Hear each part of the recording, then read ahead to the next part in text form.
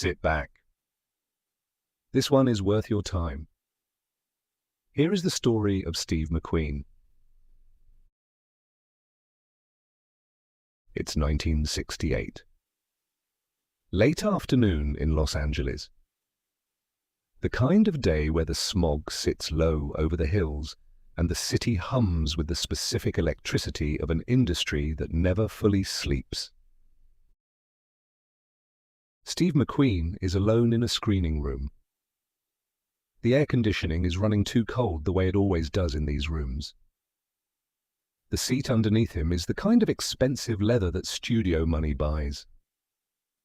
The darkness around him is total. And on the screen in front of him is a man he has never met. A man he has been hearing about for 2 years. A man who barely speaks on screen, who barely moves, who stands in the frame like something geological, like something the desert made, and somehow pulls every eye in the room directly to him without appearing to try at all. McQueen watches. He lights a cigarette. He watches some more. And then something happens in his chest that Steve McQueen does not allow himself to feel very often. Something cold. Something specific. Something that a man who has spent his entire life fighting just to stand where he is standing recognizes immediately and does not flinch from, because flinching was never in his repertoire. Fear. He sits with it. Lets it settle. Turns it over. The way you turn over a problem that needs solving. Because that is what it is. Not a feeling to be managed. A problem to be solved. And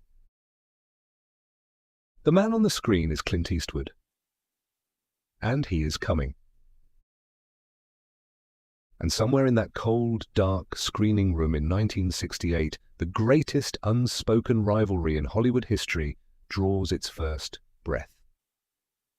2 men, 2 completely different codes. One industry that was not big enough to hold both of them at the very top. And a story that does not end the way you think it does. To understand what this rivalry actually meant, you have to go back to where Steve McQueen began.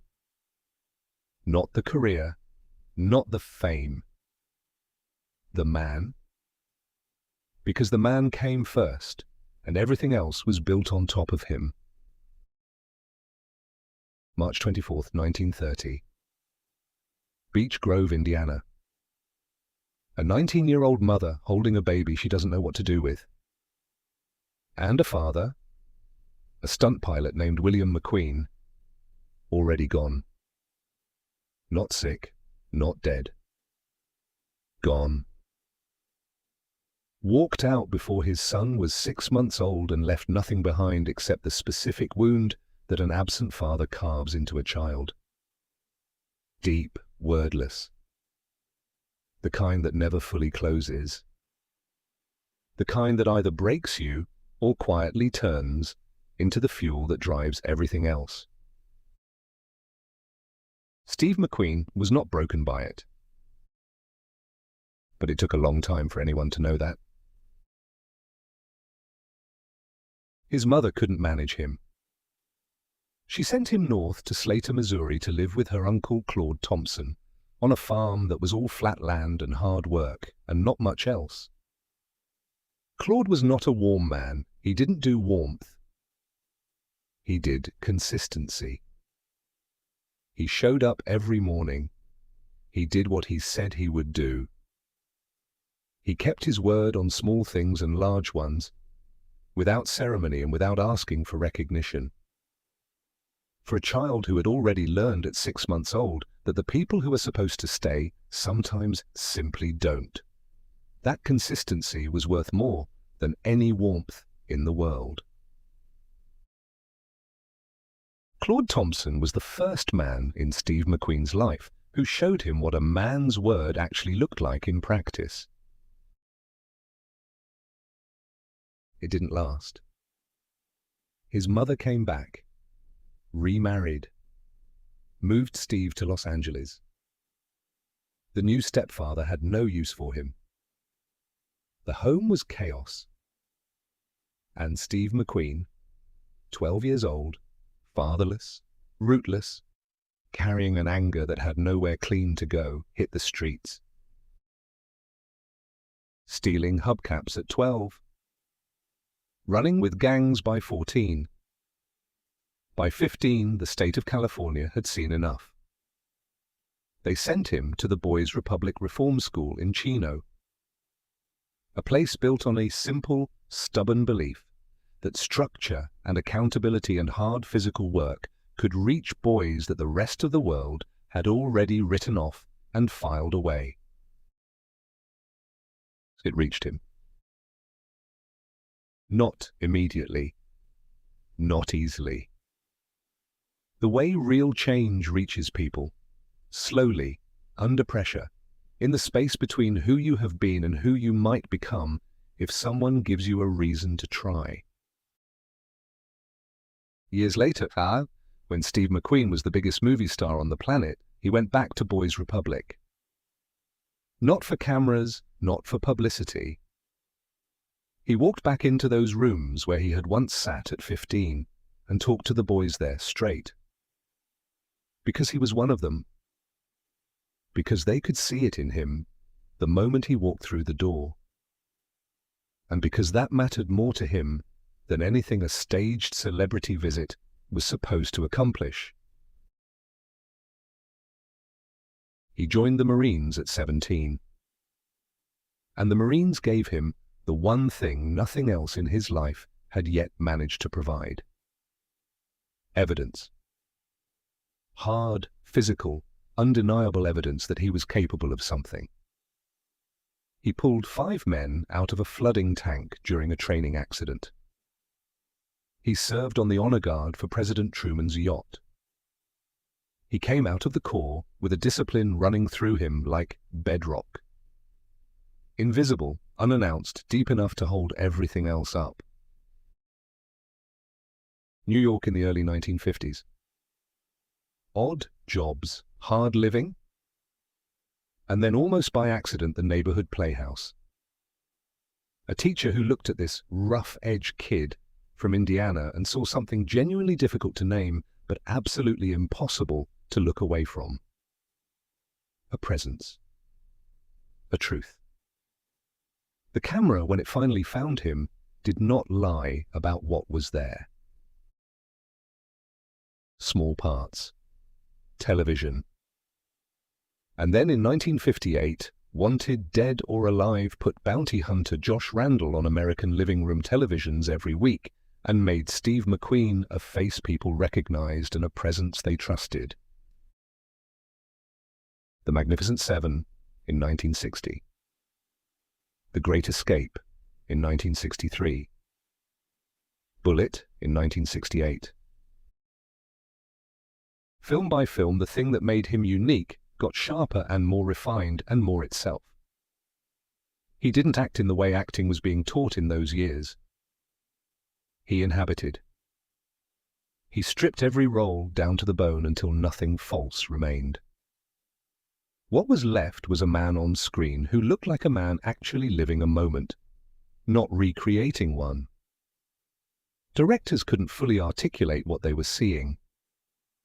Audiences didn't need them to. The box office told the story in the only language Hollywood fully understands. By the mid-1960s, Steve McQueen was the highest-paid actor in the world. And he was watching his back every single day. Because that is what men who come from nothing do when they finally reach the top. They know that on mullet in a way that men who were handed their position never quite know in their bones, that it can be taken, that nothing is permanent, that the moment you stop fighting for what you have built is precisely the moment someone who has been watching starts moving for it. He counted lines in scripts. His lines against his co-stars' lines. He demanded the camera angles he knew were his strongest. He studied his own films with the precision of a mechanic diagnosing an engine, frame by frame, scene by scene, cataloguing what worked and cutting away what didn't, with a ruthlessness that surprised directors who had expected a movie star's ego and got something more like a craftsman's obsession. And on the set of The Magnificent Seven in the Mexican desert in 1960, that competitive instinct found its most perfectly matched opponent. Yul Brynner. Now understand something about Yul Brynner before we go any further. This was not a man who needed lessons in how to own a room. He was the star of The King and I. He was the kind of man who arrived on a film set the way a king arrives at court, with the absolute settled expectation that the room would organize itself around him without being asked. Shaved head. Physical authority that came off him like heat from blacktop in August. A gaze that had ended more staring contests than most men had ever started. He was accustomed to being the most dominant presence on any set he walked onto. And then Steve McQueen started stealing his scenes. Not loudly. Not through anything you could point at in the dailies and say, there is the problem right there. McQueen was too skilled for anything that obvious. He was doing it through craft. Through the almost imperceptible adjustments that a man with his instinct makes inside a scene. A small shift of the body, a fractionally delayed reaction, a moment of absolute stillness placed with the precision of a surgeon at exactly the moment when every eye in the frame was supposed to be tracking somewhere else. Brynner noticed. Of course he noticed. You do not survive in that industry at that level without developing a radar for exactly this kind of thing. So Brynner started counting hat tips.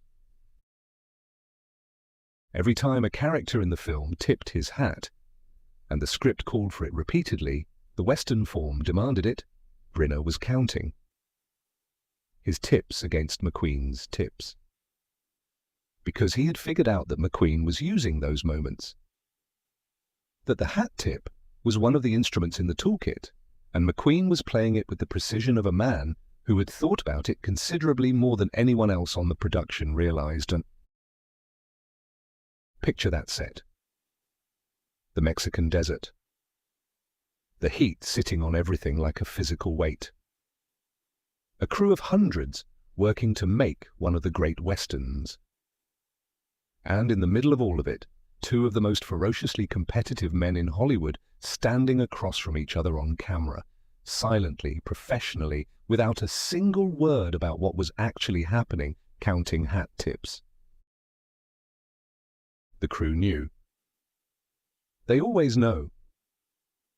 You cannot hide that level of competition from the people watching it through a lens every single day. And the accounts from the people who were there are consistent. It was extraordinary to watch. Two men at the absolute peak of their craft, pushing each other in ways that never became ugly, never became unprofessional, never required the director to intervene. Just two engines running at full power in the same space, each one making the other run harder than it would have run alone. McQueen was asked about Brynner years later. He didn't deny the competition. He said something that cut straight to the center of who he was. He said that on a film set, you either fight for your space or you don't have any space. And he had not come this far to give his space away. That was Steve McQueen in 3 sentences. James Garner, a friend, a peer, a man who knew McQueen as well as most, said flatly that McQueen was the most competitive man he had ever encountered. Garner had encountered some competitive men. The assessment stood. But here is what the competition was actually about. And this is the part that gets lost when people tell the McQueen story as a story about ego. McQueen was competitive because excellence was personal to him in the way it is only personal to people who started from a place where they were told they were worth nothing. Every frame was a statement. Every scene was evidence. The standard he held himself to came directly from the 15-year-old in Chino who had been assessed and found lacking by every system that had gotten close enough to look, and who had decided quietly, without announcing it to anyone, that he was going to spend the rest of his life proving that assessment wrong. He never coasted. Not once. Across 40 films and 25 years at the top. And then Clint Eastwood went to Italy. And everything changed. 3 films. Shot in the Spanish landscape, doubling for the American West. A fistful of dollars. For a few dollars more. The good, the bad, and the ugly. A character with no name and almost no words.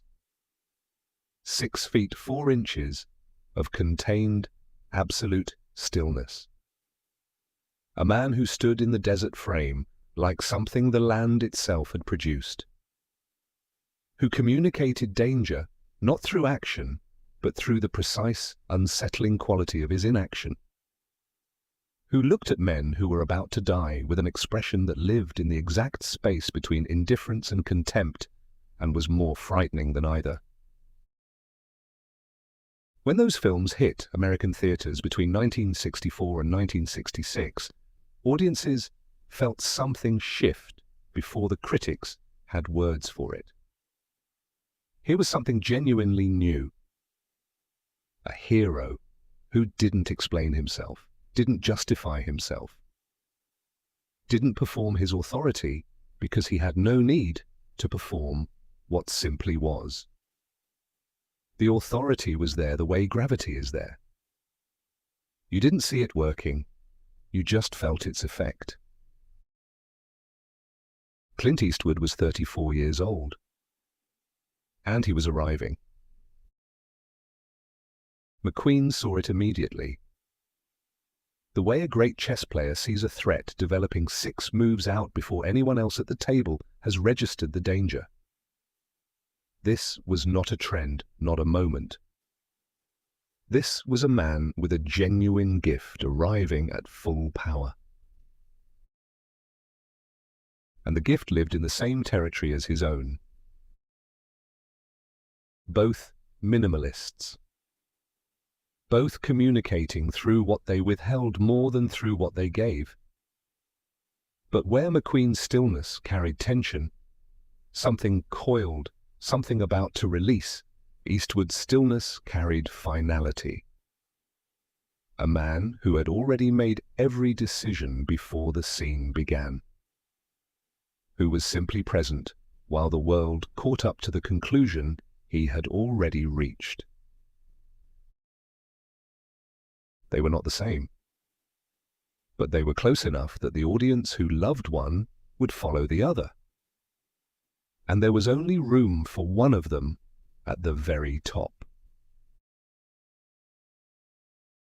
The project that made the rivalry impossible to ignore was a script called Dirty Harry.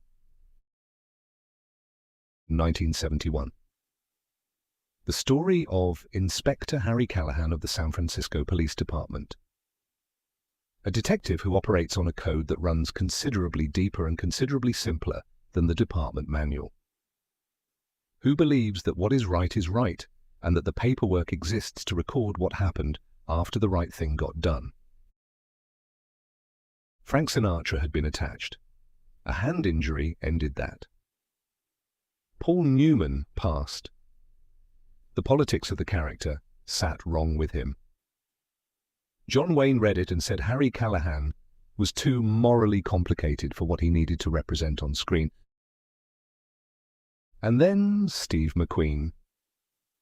Real conversations. McQueen engaged, and then stepped away. The exact reason has never been fully answered. Whatever the reason, he let it go. Clint Eastwood took the role. Don Siegel directed. Dirty Harry opened in December 1971, and it did not open quietly. It opened the way a great film opens when it finds exactly the right moment in the culture to arrive. Harry Callahan became one of the defining characters in American cinema. A man who pointed a revolver at someone deciding whether to reach for their weapon and asked, in a voice containing no anger and no performance and no need for the answer to go any particular way, whether they felt lucky. America felt lucky. They bought tickets for months. And Clint Eastwood was no longer coming for the top. He was there. The two men never made a film together. Never had a confrontation anyone witnessed. The rivalry lived entirely in the space between their choices. It was not friendship. It was not hatred. It was the specific, charged recognition that passes between two genuinely exceptional men who see each other with complete clarity across a very competitive room and cannot look away.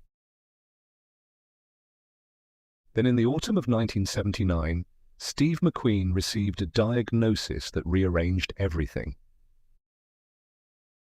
Mesothelioma.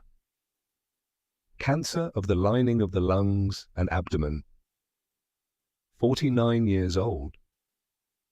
The doctors gave him the numbers. The numbers were not good. He did not collapse. He traveled to a clinic in Mexico, a place the American medical establishment had not sanctioned. Lying in a clinic in a foreign country, pursuing treatment that most people around him did not believe in. The reform school kid who was told he wasn't worth much.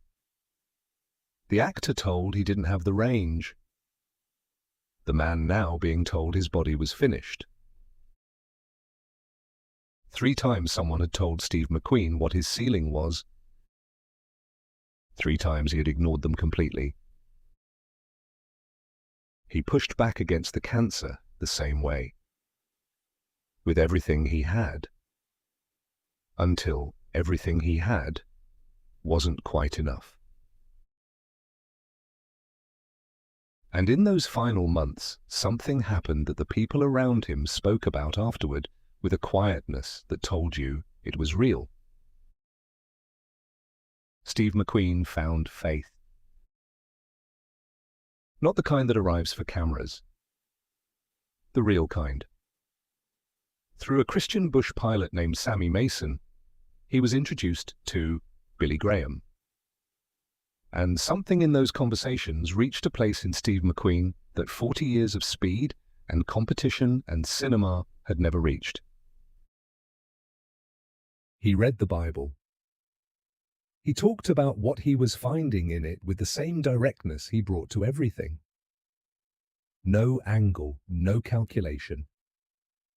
Just a man, at the end of his life, going directly at the most important question he had ever faced. With the same head-down absolute commitment he had always brought to the most important things. Which was exactly the most Steve McQueen thing he could possibly have done. He died on November the 7th, 1980, in Ciudad Juarez, Mexico. He was 50 years old. The clinic, the foreign country, the protocol nobody believed in. Fighting until the last possible moment on his own terms in his own way. Of course he was. Clint Eastwood heard the news the way the world did. 50 himself, still building. Unforgiven and Million Dollar Baby and Gran Torino still ahead of him. The rivalry that had defined a decade of Hollywood was over. Not because someone had won, because one of the two men was gone. He spoke about McQueen afterward with the economy that characterized everything he said about things that mattered. Respect, recognition, without performing grief or performing indifference.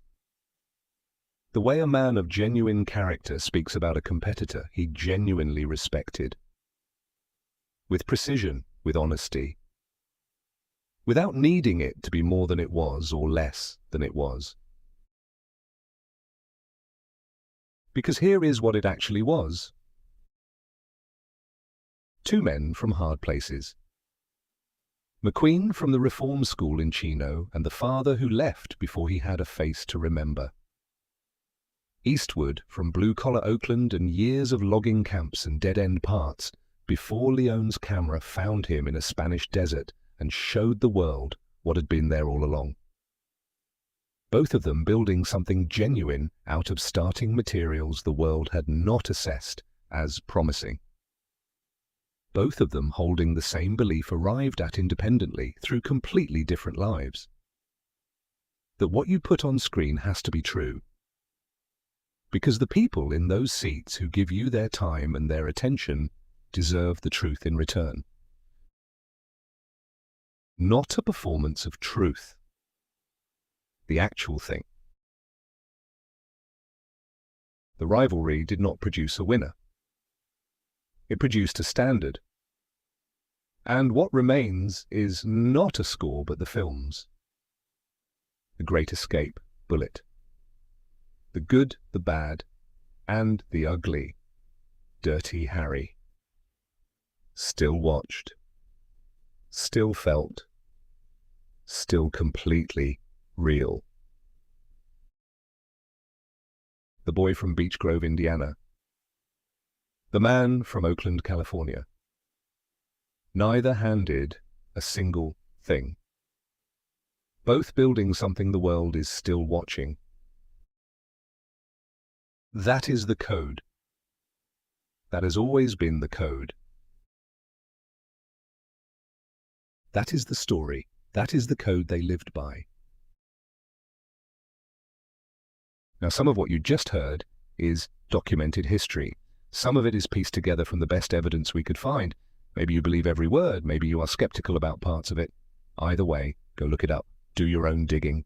We think you will find we got pretty close. That is the whole point of this channel. Real stories. You decide what is true. If this meant something to you, there are more where it came from. Subscribe and come back. The next one is already waiting.